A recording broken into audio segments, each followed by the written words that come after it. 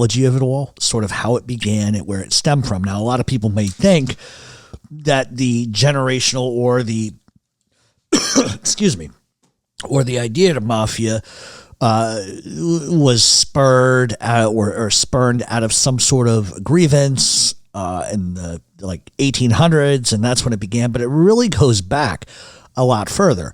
And we're not talking about what the mafia has become. We're talking about the things that took place in history that led them to start changing the ways that they operated in Sicily, which eventually would become what we know today as the mafia. So, like I said, over the years, we've talked about organized crime and how the roots sprang up in New Orleans, and its roots being the Black Hand. But it actually goes much further back than that. To understand how the mafia came to be, its roots really go back to before the 1200s. But we're not going to go all the way back there. We're gonna start at the 1200s, but it started before then. But granted, everything sort of evolves, but everything in life is spurred from something that takes place in history. And although we've talked about this a little bit before, I really want to talk about some periods anyway in Italian history, which led to the invention of the mafia. History buffs who are into history are going to love this show. And I hope that you sort of grasp the roots of it, because if you can understand the roots, then you can draw a line throughout history and say, wow, it came from that, which is really cool. The mafia didn't begin as what we know it to be today. So in order to understand the entire picture, we have to go back to 826 AD. Yeah, I know it sounds crazy, but the early stages for the mafia and Sicilians, this is where we sort of begin. I'm only briefly going to touch on a few things, which will lead us to March 30th of 1282, which was one of the most infamous moments in Sicilian history, called the Sicilian Vespers. But let's not put a silk head on a pig, okay? The Kingdom of Sicily, or Sicily in and of itself, was really a punching bag for all other societies and other countries and kingdoms for almost its entire inception. In 826 BC, the Roman Empire fell to the Arabs. Okay, with the empire falling, the empire would lose control of Sicily. Arabs having control of Sicily brought a lot of new aspects to life in Sicily. Islam was introduced, and it would become an important aspect of Sicilian society. The Arab Muslims were fairly considerate in those days and allowed non-Muslims to practice whatever religion that they wanted, which was the polar opposite of how the Romans saw things. The Romans believed, you're going to believe in our gods or else we're going to crucify the fuck out of you. That's just what the Romans were like. Traditionally, the fact that Muslims in those days said, listen, if you're not Muslim, it's okay, practice whatever you want. We don't give a fuck. That's really not how the Muslim religion has sort of taken its sort of turn in history, but in those days, that's the way it was. The Romans, historically wanted to control every facet of life, including which gods they could believe in, which gods they could worship. And one of the interesting things that the Arabs did was introduce and engage with the Sicilian people. And what they did was they spread literature like books, and they taught them the arts. A lot of people think that when the Renaissance period came in Italy, it was because the Italians invented it, and that's not true. It was actually sort of taught to them by the Arabs. But the drawback to the Arabs being in Sicily specifically was the subordination of women, which has always been sort of a Muslim tenet. Women were completely controlled, and one of the parallels we can distinguish is how Sicilian men adopted the philosophy about women not being involved in business, which we could draw a strange parallel to women not being allowed to join the mafia. So those sort of ideals came from the Arabs. Granted, it's a stretch, but its accuracy cannot be placated. But Sicilian culture adopted some of the Arabs' culture as well. Another aspect of Arab life was internal justice. Instead of having a system in place where authorities would deal with crimes and problems, they used personal and internal justice to avenge crimes and to set the record straight. What does that remind you of? This is another principle the Sicilian society learned and carried on. And because of this, internal justice became the normal commonplace, and women were completely controlled. And we see where the mafia, or the root of the mafia, had adopted some of those core beliefs. In 1000 AD, the Normans would annex Sicily in the 11th century. The Norman holdings only perpetuated the system of feudalism, which had been invented by the Romans. They would create a new system of chieftains or estate managers who were only loyal to the king. Those chieftains, or a better term would be like landlords, controlled everything, like the Romans before them, where it was impossible to control. And it created a system that was unfair, and it's a system that created a lot of bribery and a lot of things that were fucked up. Let's just be honest. Like the lunatics controlling the asylum, so to speak. And the problem was there was no fair balance system. There was no one to ensure honesty. There was favoritism. There were backdoor deals. And it created a huge beef between the rulers and the people or their subjects. The beef that ensued forced Sicilians to create small groups to deal with their problems internally, rather than take them to those in charge. So the combination of the Arab ideals of internal justice and the Norman judicial failures to balance the justice evenly and fairly across the board in Sicily didn't happen. It created a majorly corrupt justice system, and by proxy created corrupt leaders.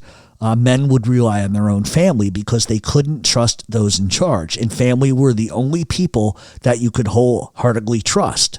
Are you starting to see a pattern? Okay. March 30th, 1282 happens, Easter. The Sicilians would whack 13,000 people in 6 weeks. That's some dedication. Remember, as I told you, Sicily had been controlled and essentially kicked in the fucking teeth for a long time by everybody.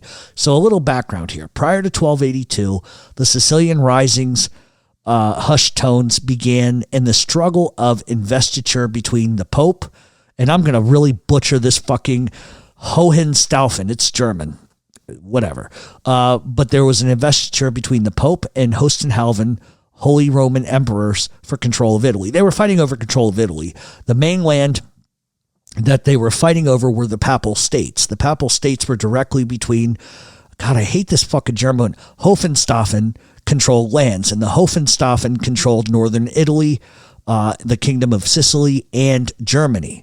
In 1245, Pope Innocent excommunicated Frederick II and declared him deposed, and then he roused opposition in Italy and Germany against him. So in other words, you're fucking out of here, and now everybody hates you, you have nowhere to go, and nobody's going to fucking help you. That is the power of the Pope, okay? In 1250, Frederick would kick the bucket, and whatever he had left, which was a little slice of land, gets inherited by his son Conrad of Germany. In 1254, Conrad kicks the bucket, which created space, and the Kingdom of Sicily ends up getting seized by Manfred, who was the illegitimate son of Frederick II.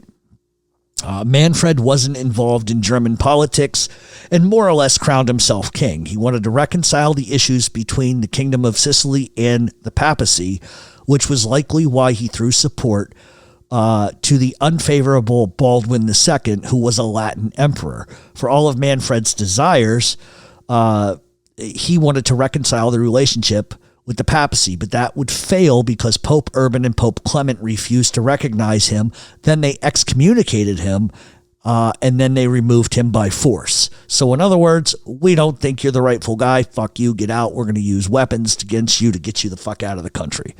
The problem that Sicily had then was a king nobody wanted.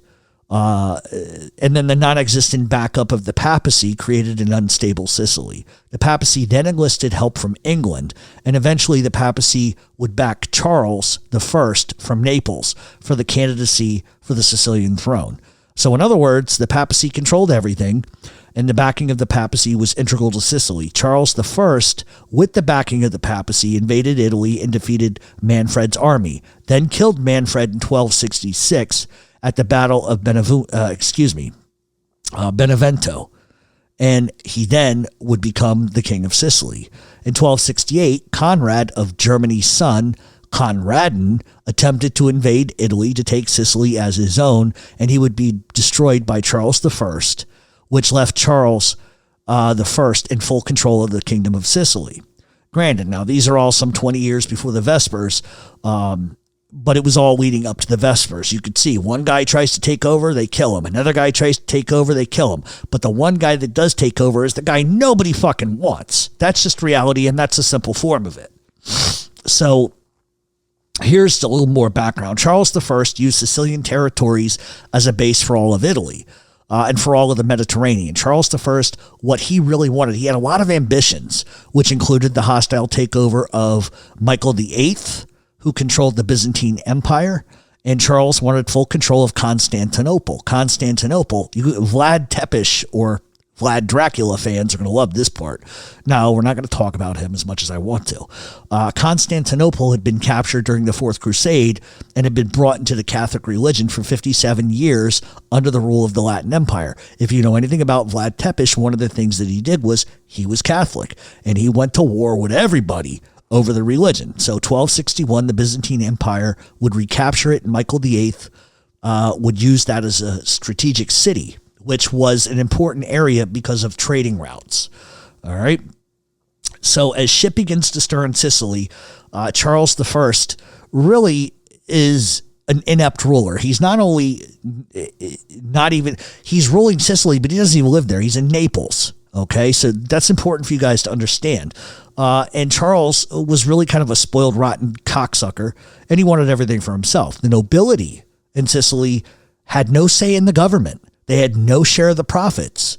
Their island was basically being used. They weren't compensated for protecting the island. They weren't compensated for lucrative posts. Charles I overtaxed citizens, and any taxes or spoils of war were not spent in Sicily, rather outside of Sicily. And it rendered Sicily more of a donor-only economy, meaning if he felt like giving them money, he would. But if not, it didn't matter. So he's holding an island fucking hostage, putting his own people in place who are doing all kinds of crazy shit. There's no oversight on what's going on. But the people that backed him, the nobility that backed him, are like, wait a minute here. You're fucking doing all this crazy shit, and we're all poor. We're not getting any money. What is the fucking point? Why are we even supporting you? And that's happened throughout history with a lot of different places. So, in other words, if Charles I felt like they should have money, okay, they could have it. But if he felt like they didn't need anything, fuck them. And he was using Sicily. That's essentially, he becomes a tyrant. And he watched as he took everything, and the citizens of Sicily got nothing from it. All the wars that Charles wanted, all the people he wanted to sort of capture, all the land he wanted to take, the citizens got nothing out of it. So what was the fucking point? It would be like the president of the United States only doing half the crazy shit they do just for Washington, D.C., and everybody else can get fucked. So the temperature in Sicily was starting to boil, and people were getting a little bit fucking tired of the shenanigans. Charles I, who was French, was allowing French citizens to rape, to pillage, and plunder with little or no care for the citizens of Sicily. Sicilians felt that they had no representation of their own culture, and they never really had historically, and they were getting fed up with Charles I and his bullshit. On Easter Monday, March of 1282, everybody was gathered outside the Church of the Holy Spirit just outside of Palermo. It was designed as a sunset prayer vigil, and some holiday festivities going on at the same time. In any event, everybody's there, and like I said, Charles I was not stationed in Sicily. He's in Naples. So he has really no control over his French officials that are there, and they can do whatever the fuck they want. But French officials come into the town to celebrate with everybody else. They begin to eat, they begin to drink, and there was a staff sergeant named Drouet who takes a woman from the crowd, drags her into an alley, and begins to sexually assault her, basically rape her. Her husband sees this shit going on, runs over, pulls out a knife, and stabs the prick to death. Good for him. Fuck the French. Well, in this certain aspect. The Sicilian crowd that is there for this prayer vigil sees what happens, and then there's other French delegates and army guys that rush into the town to avenge their fallen buddy, and the Sicilian crowd goes fucking batshit crazy and kills them. Yeah. At the moment of the murders, the church bells began to ring in correlation with time to do the Vespers. The bells signaled change. Men began to run through the city, telling to the city, a word would start to travel that it was time to take revenge, demanding that the men of Sicily take up arms and kill the French. Men ran through the streets yelling, Marano Lo Francisci, which is death to the French. That led to a revolt in the street. French men, women, French women, and French children were all killed. Sicilians would enter homes and kill anybody who was French. If there was a Sicilian woman who had married a Frenchman, that bitch has got to go too, and they killed her as well. Anybody that was married to a French or was French was considered a traitor and a scumbag and a jerk-off, and they were going to die. The citizens raided churches, covens, and they would force any non-Italian priest or a friar to pronounce the word Cicciari. And the reason why they did that was because the French language was impossible for them to say that word just because of their accent. So anybody that could not say that fucking word was killed. The next morning, 2,000 French men, women, and children were dead in the streets, and the Sicilians controlled the city. The Sicilians would then organize new leaders in Palermo. Sicilians are fucking tough.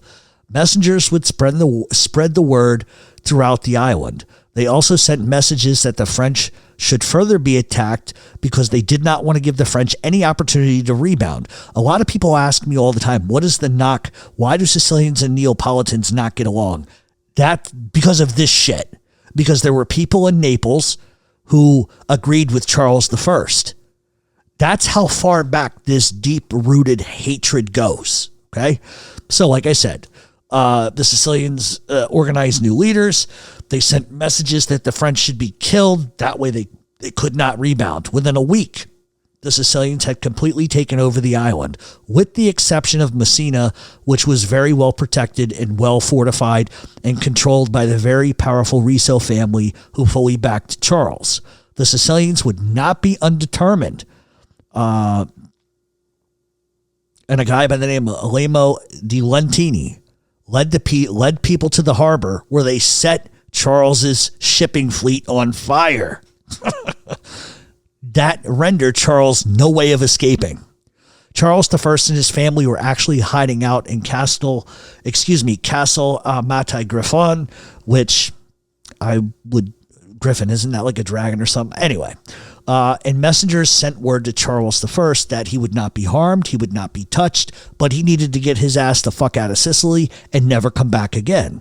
Charles would leave, and the citizens of Sicily would see themselves as free of a dictator and would only answer to the papacy, which would lead one to believe that the citizens or those in control behind the scenes made a deal with the papacy to overthrow Charles. I don't know if that's the case. I probably don't think it is. We're going to find out pretty much that it's not. Sicily would elect new leaders, one of whom was Bartholomew of Neocastro, and they would send word to the papacy, specifically Pope Martin, that they only wanted to be directed and instructed by the papacy and nobody else. So in other words, don't send one of your jerk-offs here. We're only going to do what you say. And they wanted protection under the Holy Church, meaning somebody just couldn't come in and overthrow them, which meant money, which meant armies, which meant etc. So those that were in control felt that Venice, Genoa, and Pisa and other cities would join, and that they would be free to form their own individual governments, but only morally would they be answerable to the Pope. The problem was Pope Martin was French, so he would side with Charles I, and he sends word emissaries to Sicily, and they said that they have no choice. They have to accept Charles I as king of Sicily, and that's the bottom line. What Pope Martin had no bearing on or no understanding was that the Sicilians hated Charles I, and they couldn't stand the French in fucking general. And the fact that Charles had basically led from Naples and never was in Sicily, and he couldn't see what his officials were doing as far as rape, child molestation, etc., high taxes, killing peasants, famine. They just had no respect for the guy. His officials made it so that nobody could attain wealth. This is Charles I. And everybody except a handful of the nobility were just above the poverty level. Charles had made zero improvements to the island, and he did nothing for the citizens of Sicily. Now, granted, the Pope would end up denying Sicily of what they had requested. They would seek the help of Peter III of Aragon, and there would be more battles. But you can see how it only took so much before the Sicilians said, fuck this noise, everybody's going to die. And they handled their fucking business. So 1500 AD, we're going to skip forward about 300 years. The feudal system that was firmly implanted in Sicily, there was still no representation of the people. And those in public office were not subjected to the guidance or the critique of their superiors. And they really had no zero rules or regulation on any of their actions. So they could basically do whatever they wanted and act with impunity. Those issues led to the Sicilians being sort of organizing themselves into these guilds. These guilds or group emerged secretly. It was a backdoor sort of meeting place. They would train people. They would trade goods. Think of it as an early version of the black market. But they also served as a kind of judicial system. Unlike other European guilds, Sicilian guilds took care of judicial issues internally. No court, no jury, no trial. Fuck you. Kill the prick. There you go. That didn't include local or state authorities either. This is another step towards the inception of the formal mafia. Bandits begin to form as well. Like the guilds or family units, bandits had become upset with the system of justice under Spanish rule. That would be 13 AD, Spanish Aragon conquest. You can look that up. I don't want to regurgitate that all here. But these bandits attempted to oust the lords and barons of the Spanish by stealing things, and if they didn't steal things, they'd kill them. Think of it like this. Robber barons, land barons. This was very much what was taking place in Sicily at the time. Farmers had lands taken without compensation. They just basically said, we want your land, fuck you, it's not yours anymore. So people would lose their homes, their land, their money. They would lose everything. And the Spanish nobility did whatever the fuck they wanted in a country that didn't belong to them. And it spurned several small groups who are not going to tolerate this shit on any level anymore. What they couldn't buy, they stole. And what they couldn't remove, they fucking killed. With these bandits in Sicily, the concept of the word omerta begins. The word or the idea of the phrase didn't really truly form until 1578, when Saponara, who was a bandit, he ends up getting arrested, and he gets thrown in solitary confinement. While he's there, he's beaten, he's butchered, he's just piped, cut, refuses to say a fucking word about who he's with and where the others can be found. He doesn't utter a fucking word. He ends up getting poisoned in prison, and historians have speculated that people had him murdered out of fear that he might talk. But historians don't really know whether he even had the information to spill or not. But what is clear is that he refused to say a fucking word about any of his friends, and he used that code of silence that we now call omerta. The code of silence was an integral part of the Sicilian bandits, and that gets adopted by the mafia. During the 1500s and early 1600s, Sicily's feudal system goes through a bunch of changes. From Roman times, landholders and important nobles wanted to live near the centers of commerce. Large landowners or landholders from Sicily were living in Palermo, and they handed over their vast estates to managers who were called gabolotti. Okay, they would be appointed by the landlord. Men who were already prominent and respected could use their power to control the people who inhabited the land. So we say it, you do it, or else we're sending the gabolotti to you and you're going to have a major fucking problem. So the use of the gabolotti continued through a succession of leaders and sort of became the rule. That's just what it was going to be.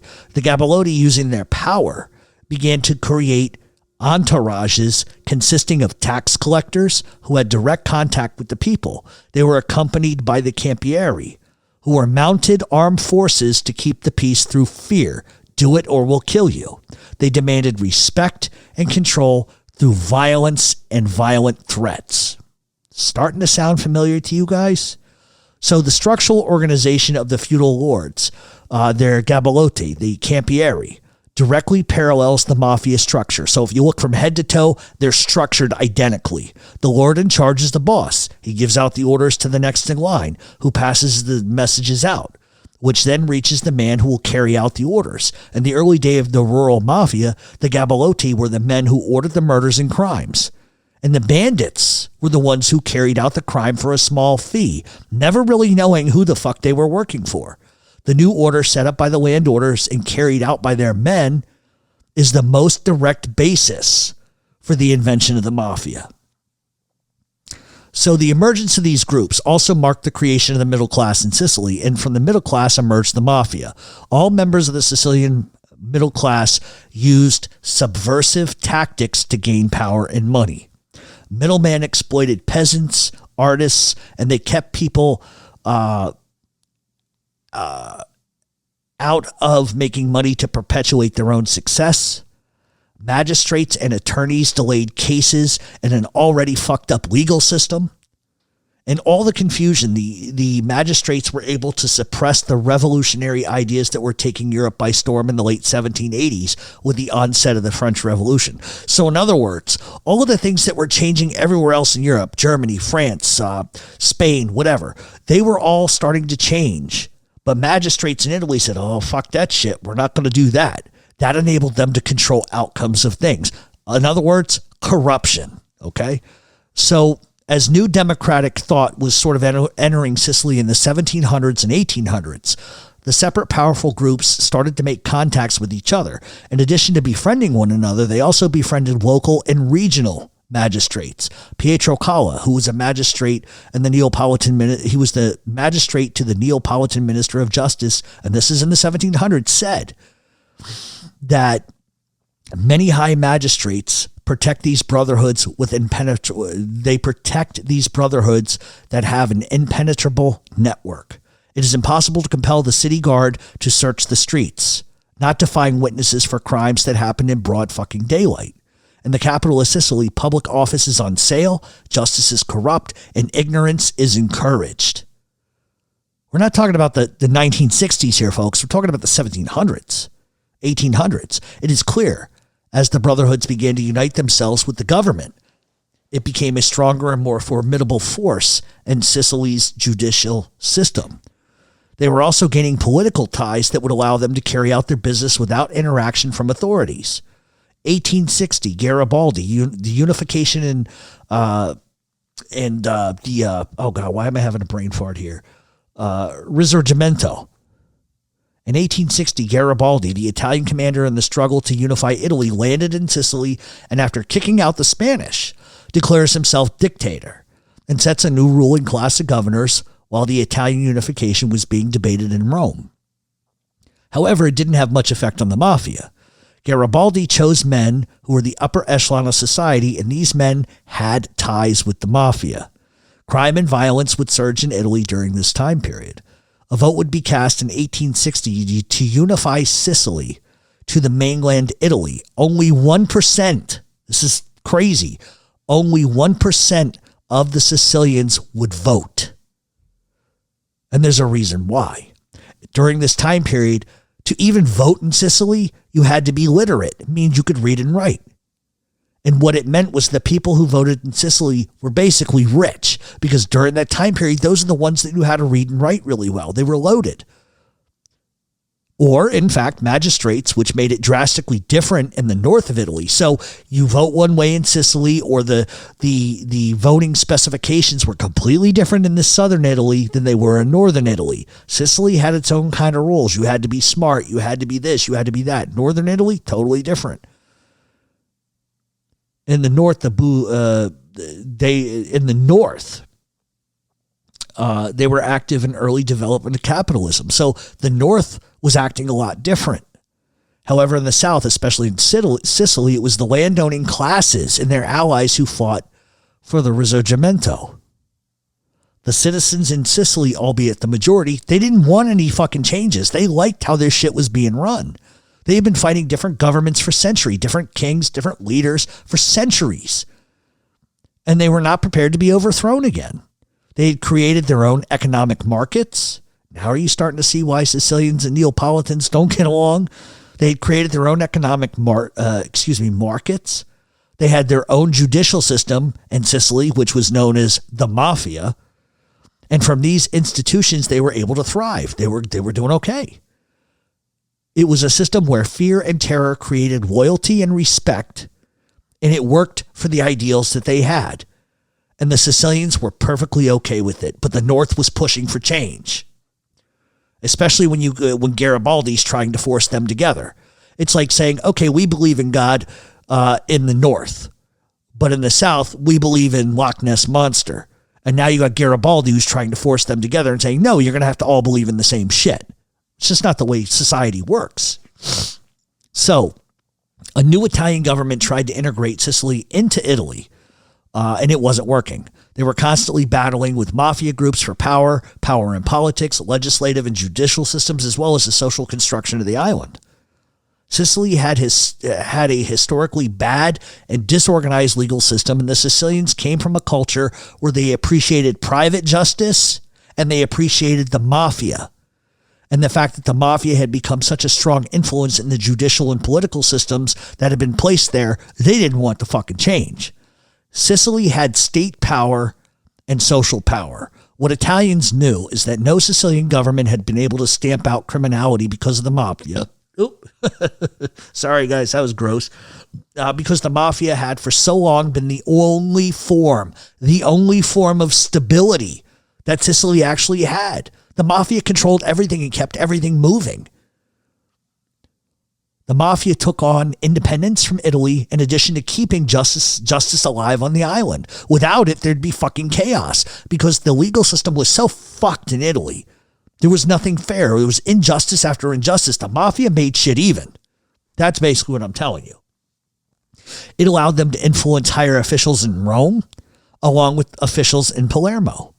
So it really, for Sicilian citizens, the mafia was looked at as a savior in many ways because all the injustices from Charles I, all these other fucks who had fucked them over, the mafia at least kept it even keeled. And with the mafia there, they could keep kind of Rome in check a little bit.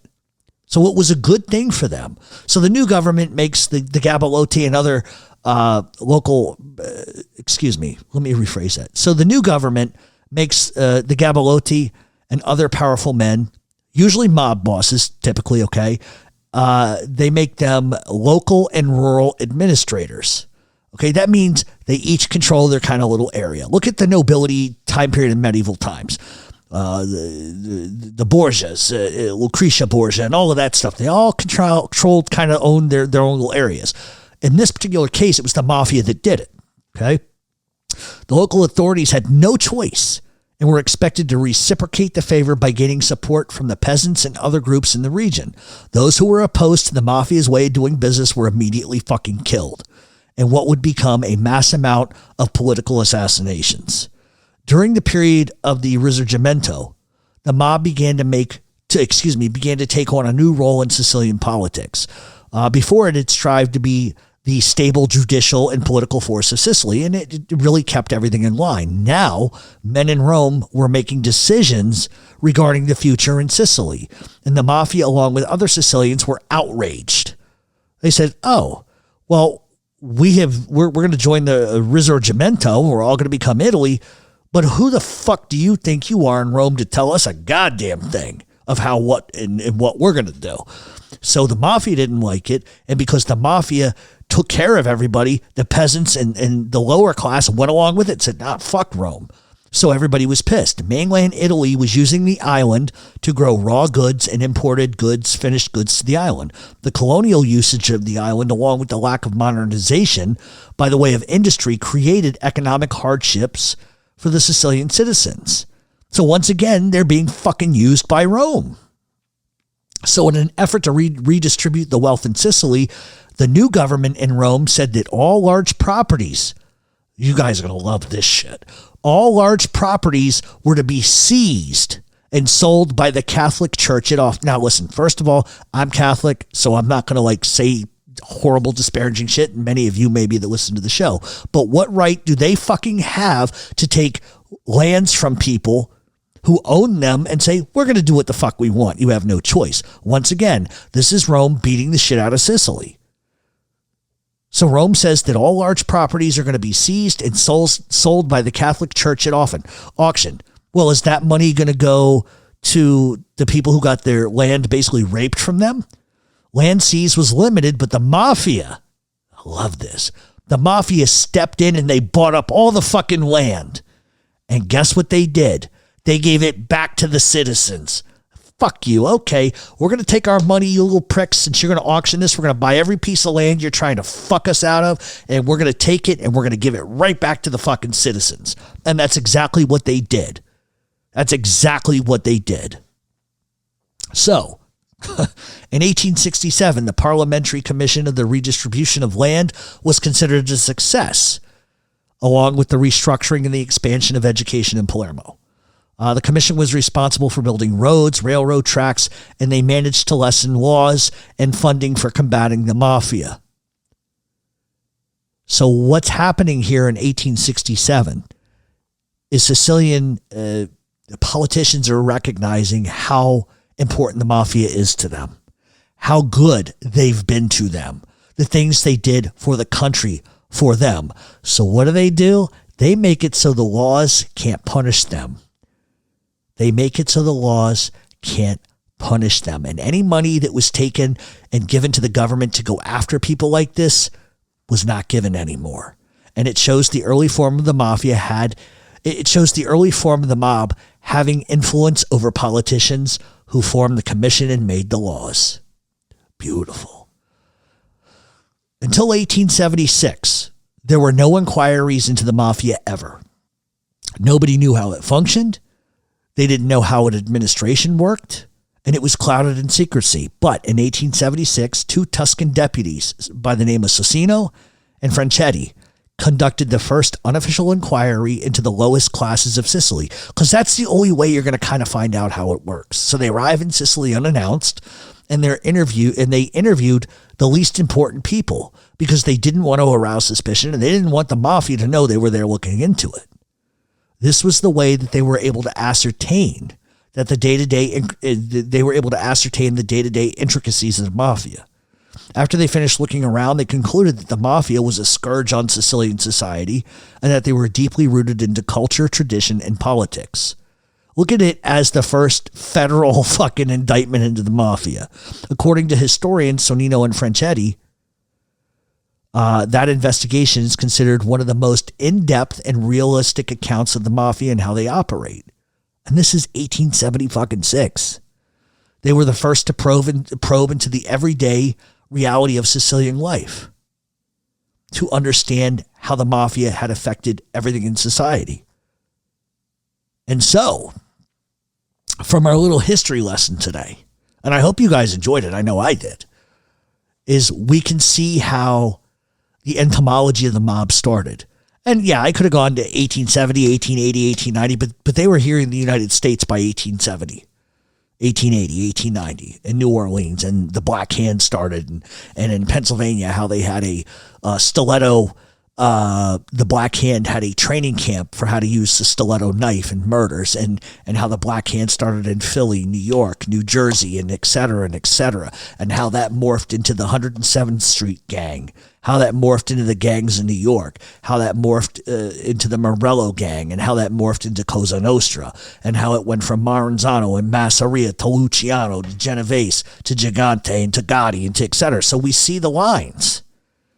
And we see every step of the way how they take bits and pieces from feudal Sicily and add it to the mix. In those days in Sicily, the citizens, Sicily especially, was conquered by everybody, and they could never have their own country. They could never do what they wanted to. And out of all of that chaos came the Vespers, where they said, fuck this noise, 13,000 French gotta fucking go. They were reclaiming what was theirs. And then you move past that, and then the papacy saying, no, you have to recognize Charles. You have no choice. And they said, sure we do. Go fuck yourself. And Rome couldn't control them then. And then as you move along to Garibaldi and the Risorgimento and all of this, Rome still continues to fuck with them. And Rome says, all right, well, you don't want to play ball. We're going to steal everything you fucking own. And by the way, we're going to grow sugar. We're going to grow wheat. We're going to grow all of these things in your territory. You're not going to get any money. We're going to do whatever the fuck they want. So the Risorgimento, they're saying, okay, we're going to make Sicily a part of all Italy now, but you're going to have to believe what Naples believes and what Rome believes. You have no choice. So they take the fucking land from them. Farmers who had worked their whole lives finally are seeing a day of light of, hey, maybe we can finally make some money, because historically they had been kept poor intentionally, because you control societies by giving them nothing and allowing them to have nothing. And you wonder why the mafia started? Because people got sick of being bullied, got sick of being poor, got sick of just not having anything. And so when Rome says, okay, you don't want to play ball, we're going to take all your fucking land, doesn't matter if it's illegal or not. Fuck you. And what does the mafia do? Waves their finger and goes, I don't think so. The mafia takes all the money they have, buy all the fucking land at the auction, give it right back to the citizens, which was a shot in Rome's face of, hey, motherfucker, you don't control us. And then by doing that, the people that would come into power politically in Sicily look at the mafia sort of like, okay, you did the right thing for us. So we're not going to allow all this money to be used to go after you. And we're going to make the laws almost impossible for anybody to go after you. Sort of like a pat on the back. Thanks. That's how the mafia began. That is why it began. It didn't begin because people didn't want to work. It didn't begin because people just wanted to break the law and be the John Gottis of the fucking world. It began out of a necessity to stop being raped as a culture. And now you can understand why Sicilians typically don't like Northern Italians. Because the Northern Italians were safe. They got whatever they wanted because Charles I he was stationed there. They got everything. And of course, Naples was going to back Charles I because they were all happy and fat off the fucking hog. Meanwhile, the Sicilians were fucking starving. Their women were being raped. Their children were being murdered. Until they said, fuck that. So that's how the mafia started. That's why it started. And you can go from 1200 to 2022 and see those very things from the Gabalotti and Campieri and everything else, and how we still have that today. And I always tell you this on this show, history always repeats itself, and it always will. So with all that being said, I hope you guys have a great fucking weekend. I myself am going to watch the last night of the NHL regular season. I am going to have a fucking steak. And I think that's it. Any questions, comments, concerns, death threats, you can send them to the usual places. But I want everybody to have a great weekend. It's going to be nice. It's going to be sunny. It's probably not as warm as it normally is this time of year. Go out and experience history for yourself. That's one thing I encourage everybody to do. Read a book. Read a goddamn book. Learn something. My grandfather always told me, and I'll never forget this. Every time I went to go to school, hey, turn, look, learn something today. And he told me you could be anything you want. Anything you want. Don't ever let anybody tell you you can't. Can't does not exist.